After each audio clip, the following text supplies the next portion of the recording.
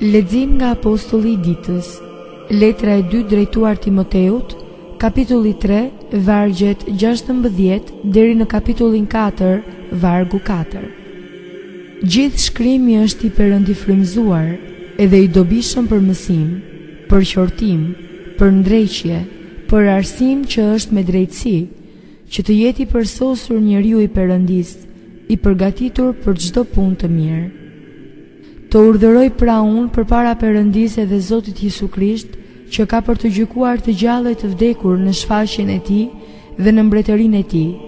Prediko fjalën, ngulmo me kohë e pa kohë, qorto, këshillo, nxit me çdo zemërgjërsi edhe mësim, sepse ka për të ardhur koha kur nuk do të durojnë mësimin e shëndosh, por do të mbledhin grumbull pranë vetes së tyre mësues, sipas dëshirave të tyre, për të gudulisur veshët. Edhe prej së vërtetës do të largojnë dëgjimin, edhe do të kthehen pas prrallave.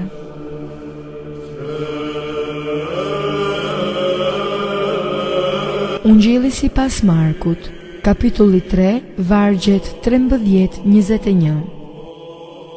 Pastaj ngjitet në mal dhe thërret pranë vetes sa njerëz deshi ai. Edhe ata shkuan tek ai. Edhe zgjodhi 12 vet që të jenë bashkë me të dhe që t'i dërgoi të predikojnë, edhe të kenë pushtet të shërojnë sëmundjet edhe të nxjerrin demonët.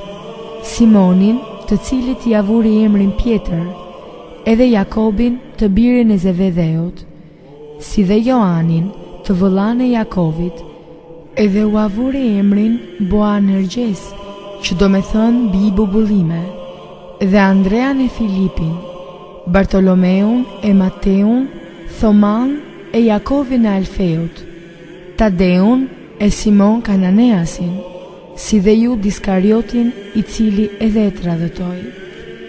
Edhe vi në një shtëpi, edhe mblidhet përsëri turm, kaq sa ata s'mund të hanin as bukë. Edhe kur dëgjuan njerëzit e tij, dolën ta mbajnë, sepse thoshin se nuk është në vete.